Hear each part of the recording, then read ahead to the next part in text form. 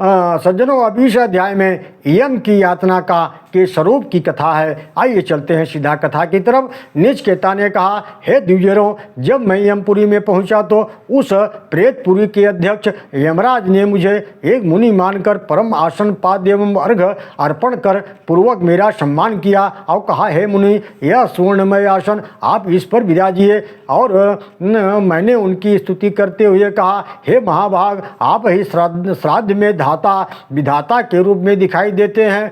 पितृ समूह में आप प्रधान देवता हैं। वृषभ स्वरूप होने से आपको चतुष्पाद कहा जाता है। आप कालज्ञ, कृतज्ञ, सत्यवादी एवं दृढ़व्रती हैं। प्रेतों पर शासन करने वाले धर्मराज, आपको निरंतर नमस्कार है। हे प्रभु, आप कर्म के प्रेरक भूत भविष्य वर्तमान में विराजमान हैं। हे श्रीमन, आपसे ऐसा प्रकाश फैल रहा है मानो दूसरे सूर्य हों। आपको नमस्कार है।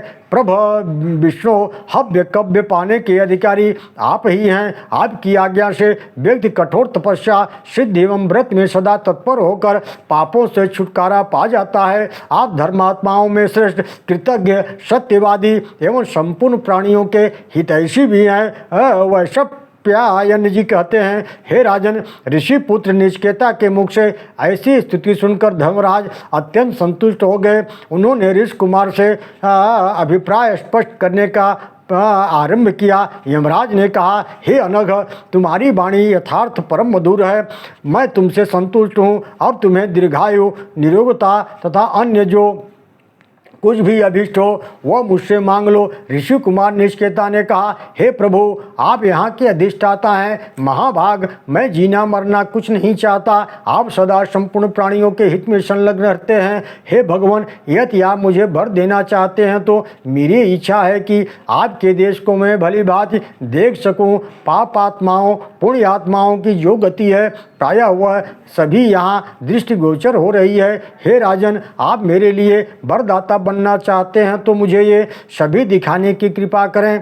आपके कार्य की व्यवस्था करने में कुशल शुभ चिंतक जो चित्रगुप्त हैं उन्हें भी देखना आपकी कृपा पर निर्भर है। इस प्रकार मेरे कहने पर महान तेजस्वी यमराज ने द्वारपाल को आज्ञा दी, तुम इस ब्राह्मण को समुचित रूप से चित्रगुप्त के पास ले जाओ और उनसे महाभाव से कहना कि ऋषि कुमार ने ये मृदुता का व्यवहार करें, उनके साथ बर्बरता न करें। हे द्विजवर, जब यमराज के दूत आज्ञा दी तो यमराज ने दूत को आज्ञा दी तो उन्होंने तुरंत मुझे चित्रगुप्त के पास पहुंचाया। मुझे देखकर चित्रगुप्त अपने आसन से उठ गए। वास्तुस्थित विचार करके उन्होंने कहा, हे मुनिवर, आपका स्वागत है। आप इच्छानुसार यहाँ पधारिए। और फिर उन्होंने अपने दूतों से कहा, दूतों, तुम लोग सदा मेरे मन के अनुसार आचरण करो। तुम्हें इन्हें यमपुरी इस प्रकार दिखलाओ कि कोई जान भी न सके। इन्हें सर्दी, गर्मी, भूख अथवा प्यास से भी क्लेश न हो। कहते हैं, हे द्विजरों, चित्रगुप्त की आज्ञा से दूतों के साथ जब मैं वहां पहुंचा तो देखा कि अनेक दूत बड़ी उतावली के साथ इधर उधर दौड़ रहे हैं। किसी को पकड़ते, किन्हीं पर प्रहार करते, पापियों के बांधते, आग में जलाते, डंडे से बार बार मारते पीटते। कितने के सिर फूट गए थे, कई भयंकर चित्कार कर रहे थे, पर वहाँ उनका कोई रक्षक न था। ऐसे में ही बहुत से प्राणी अंधकारपूर्ण अगाध नरक में पड़े रहे थे। कुछ प्राणी नरकों में पकाए जाते थे, जिनसे अग्नि के लिए ईंधन का काम लिया जाता था। जो अधिक पापी कर्मी थे वे प्राणी खौलते हुए घृत तेल एवं वस्तु वाले नरक में गिरे थे। उनकी देह खौलते हुए घृत तेल क्षार पदार्थों से जलाई जा रही थी। भयंकर यातनाओं से उनकी देह जल रही थी। अपने कर्मों के अनुसार यत्र तत्र विवश होकर वे रो रहे थे। कितने प्राणी तो तिल की भांति कोल्हू में डालकर पेरे जा रहे थे। उन पापात्मा प्राणियों के रुधिर मेदाद से दुस्तर बैतरणी नदी प्रकट हो गई थी। उस भयंकर नदी में फेन मिश्रित रुधिर भंवरे उठने लगे। हजारों दूत ऐसे दृष्टिगोचर हुए जो पापियों के शूल की नोक पर चढ़ाते, स्वयं वृक्षों पर चढ़कर उन जीवों को अत्यंत भयंकर बैतरणी नदी में फेंक देते। वह नदी अत्यंत उष्ण रुधिरों फेनों से भरी थी। उसमें अनेक सर्प थे। वहाँ पड़े हुए प्राणी को डसा करते थे। उस नदी से बाहर होना किसी के बस की बात नहीं थी। उस रुधिरमय जल में डूबते और उतराते रहते थे। वो उनके मुख से वमन उल्टी होता था। उन्हें उनका कोई रक्षक नहीं मिलता। वहाँ बहुत से ऐसे भी प्राणी थे जिन्हें दूतों ने कुट शालमली नाम के वृक्ष पर लटका दिया था। उन वृक्षों में लोहे के असंख्य कांटे थे। दूतों द्वारा तलवारों शक्तियों से बार बार उन पर प्रहार हो रहा था। उस वृक्ष की शाखाएं रोमांचकारी थी। उन पर लटके हुए हजारों पापी जीवों को मैंने देखा। कुष्मांडा, यातुदान ये यमराज के अनुचर थे। इनकी आकृति बड़ी लंबी। इन्हें देखते ही प्राणी डर जाते थे। तीखे तीखे कांटों से भरे हुए शालमली वृक्ष की शाखाओं पर ये बड़ी शीघ्रता से चढ़ते और निशंक होकर पापी प्राणियों के सुंदर अंगों पर प्रहार करने लगते थे। वे कुष्मांड प्रभृति प्राणियों को मारकर उनके मांस खाने में तत्पर हो जाते थे। पापियों के मांस से वे इस प्रकार खाने लगते थे जैसे बंदर वृक्षों पर फल खा रहे हों। वहाँ कभी पत्थरों के धूलों की वर्षा होती थी जिससे घबराकर कितने पापात्मा प्राणी वृक्ष के नीचे जाते, पर वहाँ भी उनके शरीर आग में जल जाती थी। कोई जीव जोर से भागने का प्रयास करते थे किंतु दूत उन्हें सावधानी से पकड़कर बांध लेते थे और भयंकर स्थानों में वे आग के द्वारा जलाए जाते थे। ओम नमो भगवते वासुदेवाय।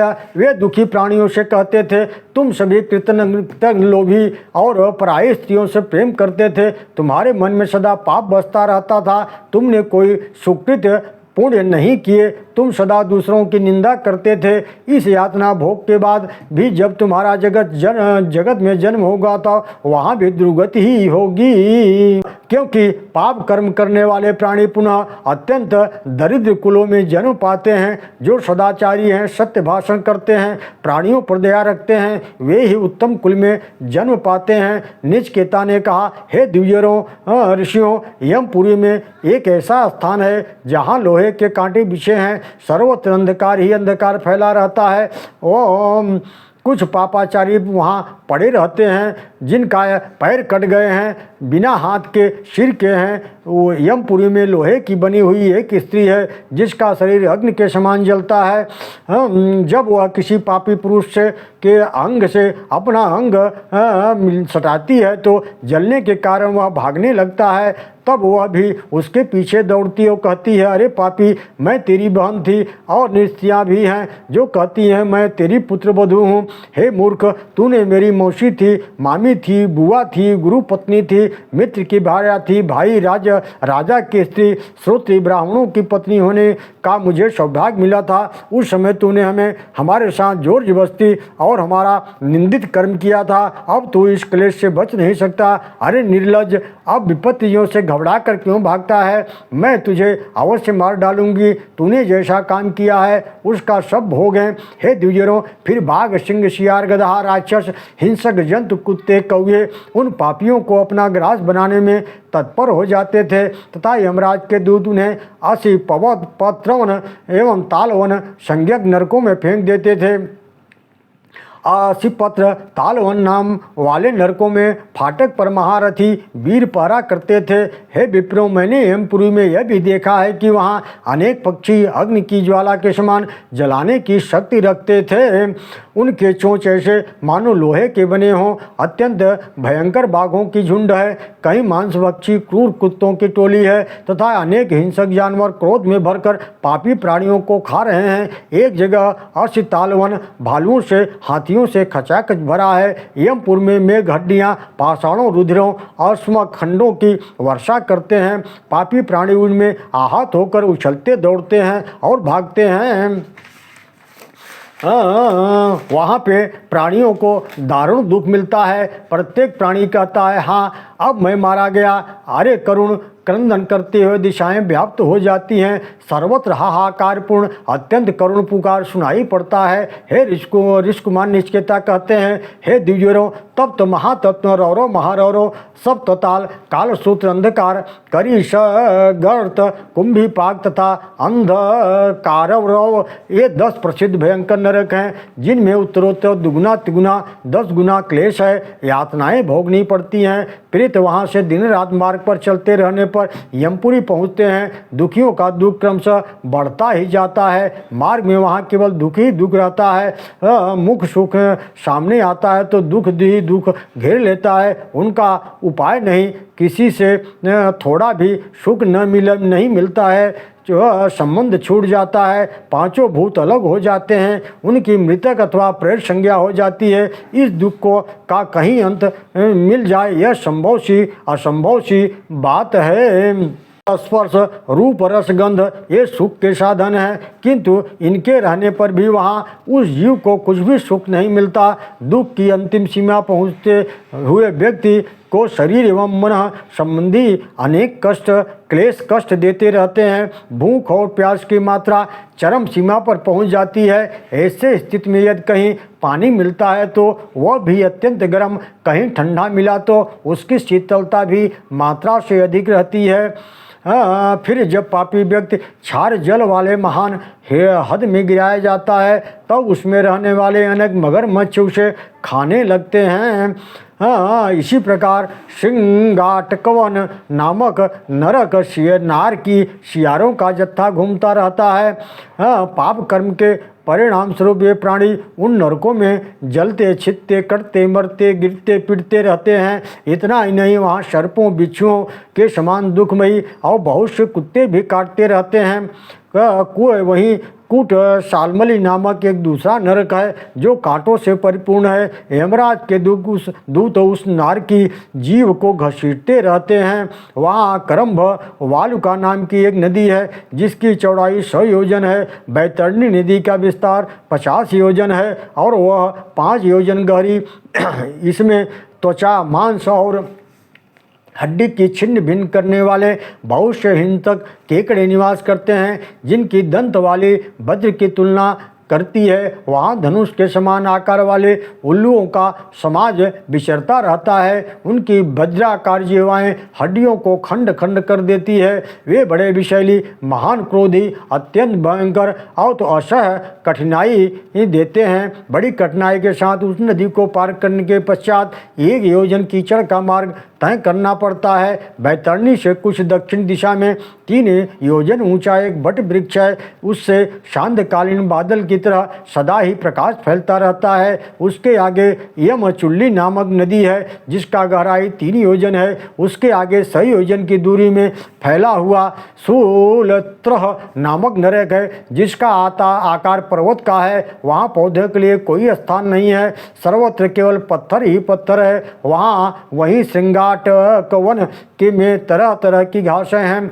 नीले रंग की मक्खियाँ विशाल वन के प्रत्येक भाग में विचरती रहें। उसमें पापी प्राणी का आकार जैसे जैसे रहता है, कीड़े मक्खियाँ उस पर आक्रमण करके काटने लगती हैं। वहाँ वह देखता है कि उसके माता पिता पुत्र स्त्री आदि सभी जन चारों ओर संबंधन में पड़े हैं। उनकी आंखों से आंसू की धारा गिर रही है, अचेत पड़े हैं। होश आने पर कहते हैं कि पुत्र रक्षा करो रक्षा करो, फिर रोने लगते हैं। ऐसे स्थिति में यमराज के दूत लाठियों, मुद्गरों, डंडों, घुटनों, बेणु, मुक्कों, कोड़ों और सर्पाकार रस्सियों के द्वारा उन्हें पीटते हैं जिससे वह प्राणी सर्वथा मूर्छित हो जाता है।